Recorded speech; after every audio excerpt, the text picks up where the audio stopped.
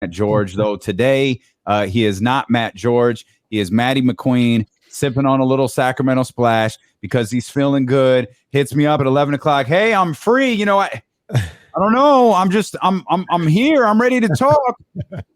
Matt wants to take his victory lap. Matthew George, the floor is yours. No victory lap. Come on. I'm not that conceited. I'm not that kind of guy. I'm not going to do anything of the sort. What are you talking about? For the Odyssey audience and the 1320 audience, this goof is wearing dark glasses inside. He knows he can't see. He is very literally sipping some McQueen and some strawberry lemonade right now. He's in the building and he's feeling himself. I'm literally wearing sunglasses over my reading or normal seeing glasses, which is definitely a vibe that I'm now going to rock as much as I possibly can. But no, it's a good day for me, guys. I'm a happy camper. I was one of like 3 people in the media area last night that was happy. it was pretty gloomy in there, and I know there was some gloom, actually a lot of gloom on social media, but hey, I like the night. I think there are a lot of people who like Keegan a little bit more than maybe is being portrayed. Maybe there's a louder group who doesn't. But all fun and games aside, and I know Monty McNair spoke last night. I'm not asking you to recite what Monty said last night. I'm asking you to tell me, why do you think the Kings went with Keegan Murray? Well, I think Keegan makes a tremendous amount of sense from a fit standpoint. And even if, like Monty made it very clear last night, he thought, and it was a unanimous decision, although I question that, he was the best player available. I actually agree. Like, I thought if you wanted to have a fit versus best player available conversation, Keegan Murray checked both boxes. If you wanted to have a fit versus highest ceiling conversation, that's where it differs a little bit, because I do agree Jaden Ivey does have the higher ceiling than Keegan Murray, but I don't agree that Keegan Murray doesn't have a high ceiling, and I don't agree that Keegan Murray is not the best player right now. I think I made that very clear on Locked On Kings. I made that very clear on your guys' show, D'Lo and KC. I've said time and time again, and I agree with Monty McNair completely.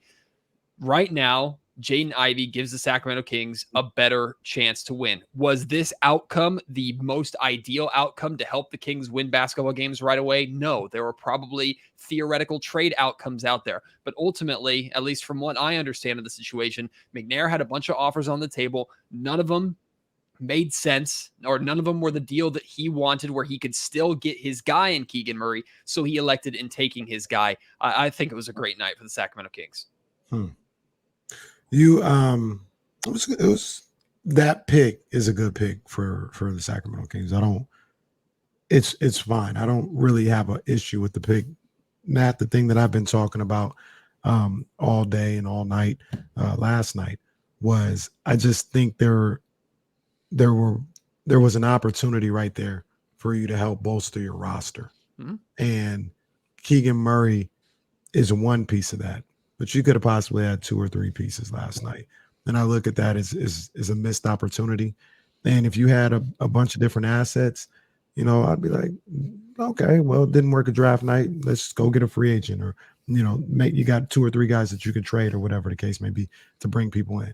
I'm not sure if they have that. I think last night might have been the best opportunity, not the only, but the best opportunity to improve that roster in a number of different areas. And I think they missed out on that opportunity.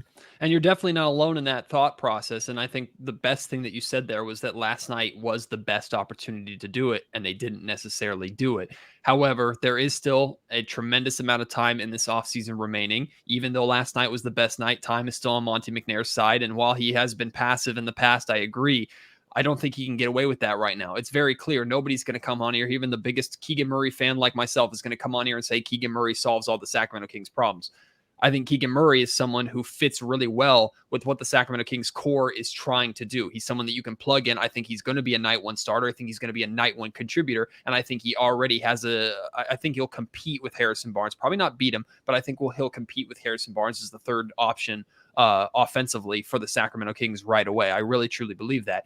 That being said, Kings still, even if their starting 5 is set, if Dante DiVincenzo, they bring him back and they believe that's their 2, or they go with Davion Mitchell or Terrence Davis, that second unit still needs a lot of help. Like, no one's going to say that this Kings roster is now set in stone. They still have a lot of work to do.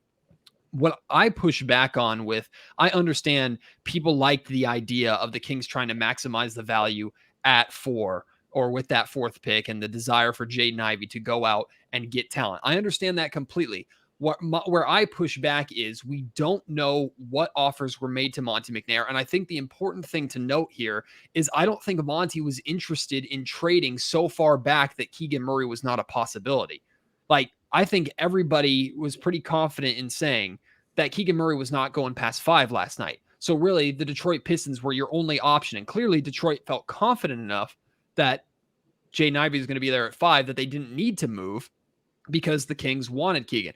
The ultimate mock draft move that I made that I loved, moving back to the Indiana Pacers at 6 in our Locked On Ultimate mock draft. The only reason I did that is because I knew Keegan Murray was going to be there at 6. If I had known that Keegan was going to be taken at 5, which I believe he would have been taken at 5, I wouldn't have made that deal. And other people are saying, well, what about the Spurs? They were interested. What about the Indiana Pacers? They were interested. Well, correct me if I'm wrong, but reports suggested that both of those teams were interested in Keegan Murray. So I don't think Monte McNair was confident with any deal that was on the table last night that was more worth it to him to trade both Jaden Ivey and his opportunity at taking Keegan Murray. I don't think there was any scenario in any trade last night where he could have gotten his guy and assets on top of that. So real quick, Damian, I want to be clear with something. And obviously, if Giannis is on the table, he's not going to worry about where Keegan Murray is. I understand that. But it sounds to me that Monte McNair's plan last night was at all costs come away with Keegan Murray. It sounds like it. I mean, unanimously, they're saying it was the best player available, unless I don't know. We don't know anything about moving up in the draft. I don't think. I mean, I think it would be a foolish question to ask Monty, hey, if you had moved up in the draft, you had the number 1 pick, would you have still taken Keegan Murray? It's an impossible answer for him in that case. So I'm sure they explored options or ideas about moving up, but ultimately the right deal wasn't there. Or maybe that wasn't really possible that much to begin with. But based off of every indication that we got, Keegan Murray was the guy that they wanted. The Sacramento Kings clearly valued Keegan Murray more than Jaden Ivey, and their actions, I think, reflect that. If that number 4 pick in the actual pick, maybe more than any specific player, was the greatest bargaining chip, as you and Kenny just laid out, that bargaining chip is now gone. It seems to be that Monte McNair really likes Keegan Murray, and Keegan Murray is a Sacramento King. This is not a trade piece. How do you get better? Like what is the pathway? You just laid out, kind of the roster flaws, so to speak, like where the holes are in the roster. Well, how do you address that if your biggest bargaining chip, or perhaps your biggest bargaining chip, is now off the table? I think your 2 biggest bargaining chips at this point are Harrison Barnes and Rashawn Holmes. And if you're really feeling like you can pull off a major deal and get a significant name, I think they would potentially make Davion Mitchell available. At that point, or beyond that point, I don't think Sacramento is budging too much with. I'm not going to say anybody on this roster is untouchable, although reports suggest that De'Aaron Fox and Domantas Sabonis and Davion Mitchell are untouchable. We saw that report not too long ago. I mean, if Monty has a deal that knocks his socks off with any one of those players, like he was able to trade Tyrese Halliburton away, I'm sure he'd make those available, but those are not realistic. In my opinion, Harrison Barnes, there's a reason why we've seen the reports that from Sam Amick, Harrison Barnes is the player that the Kings put on the table in theoretical John Collins negotiations. Harrison Barnes is the best trade chip that the Sacramento Kings have. He's going into a last year on his contract. I personally, as much as I like Harrison Barnes and as much as I think Harrison Barnes likes it here, I would be surprised at this point if Harrison Barnes re-signs with the Kings after this year. I don't think it makes much sense for him unless the Sacramento Kings suddenly are really, really good and convince him to stay through winning, which might be another reason why the Kings are trying to win right away. But I think Harrison Barnes and Rashawn Holmes are your biggest trade pieces right now, and you have to be realistic on what kind of return that's going to get you. I think the Kings knew that their chance to star hunt in the trade market was the number 4 pick. Clearly there wasn't anything out there. Now they have to lower their bar a little bit. One of the frustrating things for me last night is they came away essentially with just Keegan Murray. And last night, you had the draft and you had an opportunity to get a guy in the second round. You made a trade with Dallas for more second rounders. I don't understand that. Yeah. You reported earlier in the night that they were thinking about, or they had discussions about trading back into the first round, and that kind of didn't come to fruition. Well, what can you tell us about how serious they were with trying to make that happen? Yeah, I have a little more details now than I did then at the time. First off, I don't understand the move of trading 37, was it? Yeah, trading 37 for 2 future second rounders doesn't make any sense to me, but I mean, especially one that I think, like you mentioned earlier, Kenny, is like 6 years from now. Mhm. You take a flyer on someone there at that point. You would think, especially when the Kings, I believe, have roster spots that they need to fill and not necessarily a lot of money to work with. I do like that they picked up Ellis after the draft. I'm trying to learn a little bit more about him, and I'm going to have a Alabama beat writer join me on Monday's Locked On Kings podcast to tell me a little bit more about him. But the trade that I had reported, or the interest the Sacramento Kings had, I had been told that the Kings were interested in moving back into the draft, and they were targeting one name in particular, and that name was Malachi Branham. And I had also been told that Malachi Branham from Ohio State. No, sir.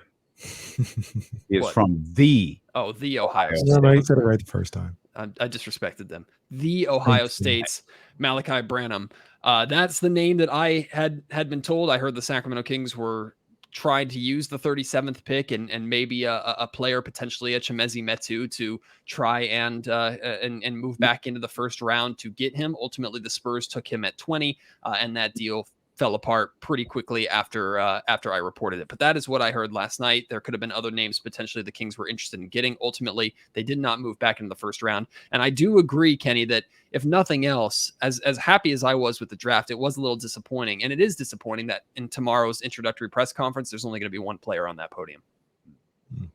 Spotlight's all his, baby. You're listening to D-Lo and KC on ESPN 1320, KIFM West Sacramento, KRXQ HD2 Sacramento, and Odyssey Station, and driven by Lashers, Elk Grove, Dodge. Matt George, the host of the Locked On Kings podcast and sports director over at ABC 10 with us here.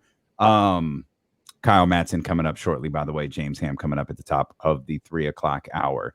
We're entering free agency next week. Free agency is a delicate thing. First order, just because of the lack of money and salary cap space that the Sacramento Kings have. You expect first order of business to be Donte DiVincenzo? Yeah, I think Donte DiVincenzo is definitely first order of business. However, maybe instead of first order of business, maybe it's more top of the priority list, because if they're going to play the market game, that could take time. They could wait to see what kind of money other teams offer, DiVincenzo. They either match that or they offer him the MLE, or some people think that they could get him for less than the MLE and figure it out that way. So it's literally Rashawn Holmes all over again. 100%. It's literally Rashawn Holmes 2.0. Absolutely right. I have a realistic expectation with free agency. Like, I don't think the Sacramento Kings, like, if the Kings are in the mix for Victor Oladipo, that is probably the biggest name that they have any chance of getting. And I do think there could be legitimate interest, and that might not be a bad idea. Kenny, you and I would both love to see Malik Monk potentially in the hunt for the Sacramento Kings if the Kings are interested in him. But this is the tier of names that realistically the Sacramento Kings are going to be looking at. Donte DiVincenzo is probably going to be the biggest free agency move that the Sacramento Kings make, and that's okay. I think we all realize that the draft and trades were the biggest way that Monty was going to improve this roster, and I personally would be shocked. I'm not saying I expect a deal to get done. I'm saying I would be shocked if we didn't hear more rumblings of potential Kings trades between now and the start of training camp. I love Malik Monk. That's my guy right there. But even then, I don't see where he fits if you're keeping Donte DiVincenzo. So, that's just creating more of a logjam. What they really need is a small forward. Keon Ellis is that type of guy. He's undrafted, so I'm not saying he's going to be part of this roster for sure. But a guy like that, when you talk about free agents, I'm thinking, Martin twins, one of those. You know what I mean? That'd be a good addition. That'd be a good look. But the question is what, and I know we're trying to figure it out, but what can they do to move the needle and change the fortunes of this roster? Or we talked about this earlier. So you subscribe to the theory that they Monty's probably looking at it as, I'm looking for internal growth. And I think that is going to be where we improve next year. Yeah, I think Monty looks at this roster right now and says 60 games minimum, knock on wood, of De'Aaron Fox and Domantas Sabonis together is going to pay significant dividends. Now, adding on top of that, wait a minute, what do you mean by that? Like I think Monty looks at the Fox and Sabonis pairing as if we had that last season, we would have been significantly better than what we are or what we were. If I think Monty McNair looks at the Sacramento Kings and that core of Fox and Sabonis and says a full season of them together is good. Now we have to surround them with better talent to make it great. I think that's what I thought you meant. But 60 games isn't enough. I need. Oh no, I agree. But I'm talking like I think 60 is the bar, kind of bare minimum bar that I've heard brought out there. I agree with you 100%. You do need to have more than that out there. I'm saying 75. Yeah, okay. we put that number because we did this exercise a day or two ago. We put that number significantly higher because we could talk Keegan Murray, Jaden Ivey, we could talk second round draft picks, all of this stuff all we want to. I don't care what happens over the course of the next few weeks, man. This season rides on De'Aaron Fox. Yeah, 100%. De'Aaron Fox is good. I think the team is going to be good. Yep. If the pairing of Fox and Sabonis is good, which is I think the direction that you were heading when I interrupted you, this season is going to be fine for the Kings. If he's not, we're doing it all over again. And then if you can add complementary pieces that are the difference between let's say best case scenario, and I'm trying to be realistic here. Let's see, they can add complementary pieces that are the difference between a 40 win season and a 45, 46 win season. I think that's what they're hunting for at this point. I don't think they're looking for that third star that immediately vaults them into, hey, they're the top half of the league conversation, or I should say top half of the Western Conference, really top quarter of the Western Conference, like top 4 or 5 seed. I think Monty believes that right now, this Kings team, and this is up for debate, I think Monty believes that this roster right now, 100% is a guaranteed play-in team. As we know, we thought that that's what this team was last year, and they did not reach that bar. But I think he believes that Fox and Sabonis is enough to absolutely vault you into the play-in conversation. And I agree. Like, I think those two, you should be significantly better with those two for the course of a full season. Now you're trying to add talent that complements that puts you into the legitimate playoff conversation and gives you a building block to hopefully build upon in the off seasons to come. The thing about it is I don't necessarily disagree with that. I've said it a number of different times, but and I know this isn't what he's going to do. He's got trades, he's got free agent, but I do think you need to add to this roster a little bit. You need to fill out some holes. You do. And the guys that would be available, I don't know. I don't know if they're needle movers. I don't know if these are guys that'll change your fortunes along with some Fox and Sabonis. I don't know. But that's the thing. I think Monty McNair looks at Keegan Murray as a needle mover. And I think most importantly, Monty McNair views Fox and Sabonis as such significant needle movers that he doesn't necessarily need to add another major splash on top of that. I'm sure he was looking for it with the 4th pick, but didn't find anything that made enough sense for him. Like, at least from my understanding, that's the situation.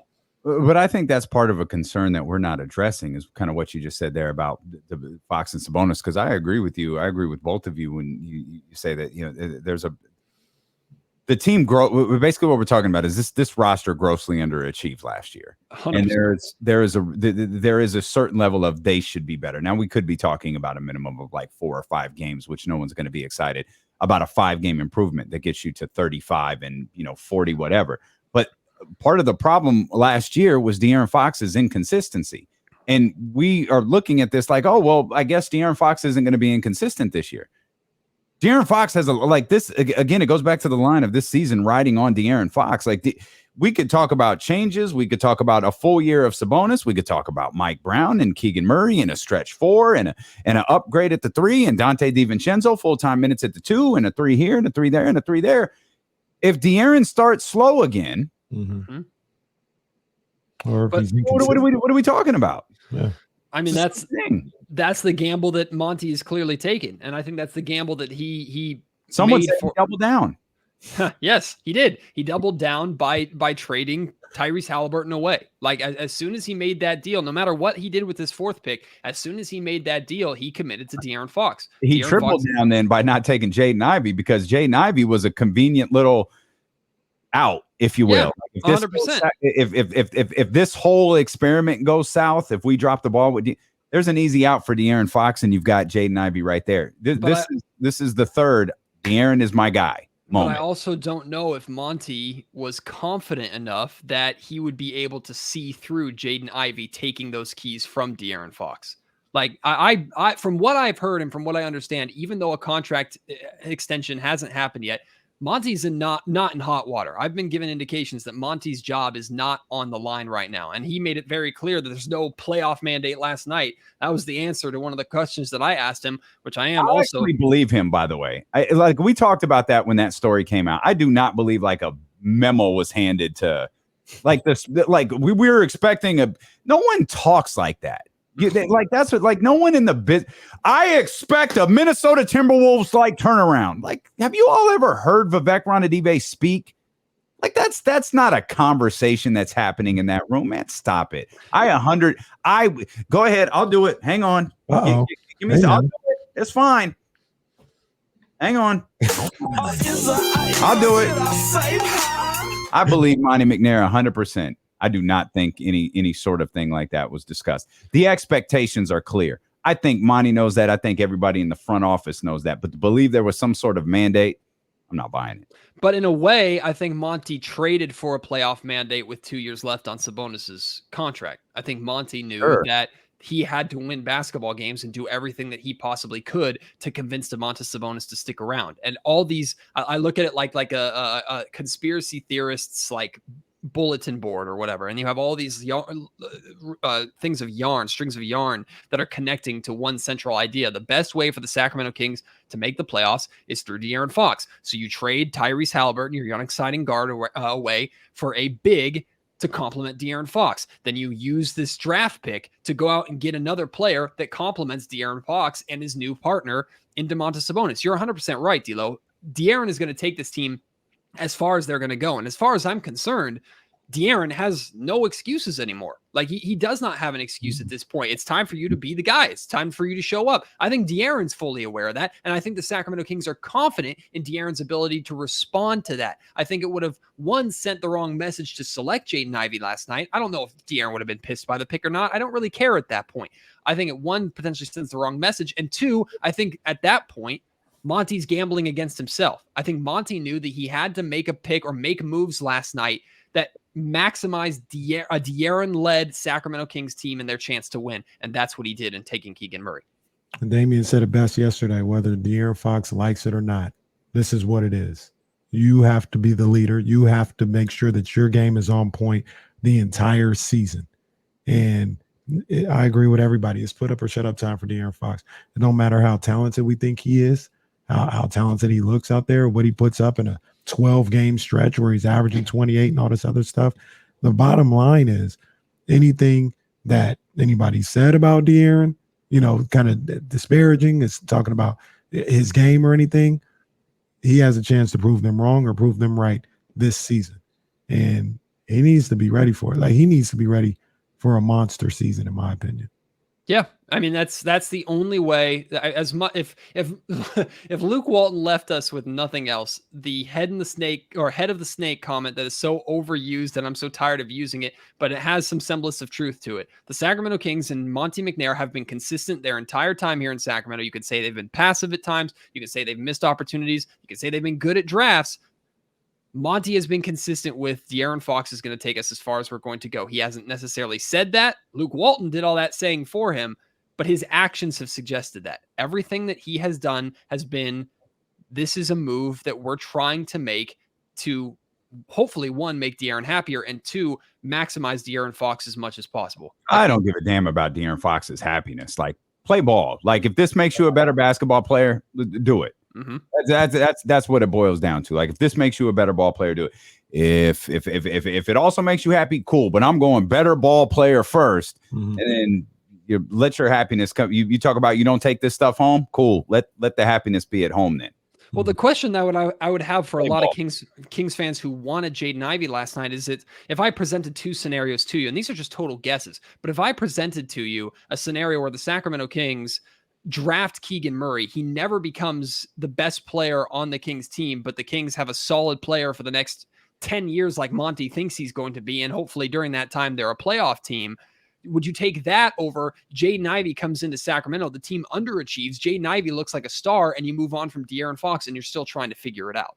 Like, I think that's the question that I think Kings fans are kind of going back and forth with, is I think Jaden Ivey does have that potential to be that Donovan Mitchell, John Morant, type exciting athletic player. I've seen the highlights. I like the idea of being able to watch Jaden Ivey here in Sacramento. Trust me, I did. I just didn't think that Jaden Ivey gave the Sacramento Kings a better chance to win. Maybe a little bit. Like Jaden Ivey would have made you a better team, but I think we would have had the same problem all over again that we had last season. And at that point, like Kenny's been saying, you're talking about another wasted season where at the trade deadline, you're probably having to make another decision. And at that point, you're probably saying bye-bye Fox and good luck moving that contract at that point too. It's Matt George, host of the Locked On Kings podcast and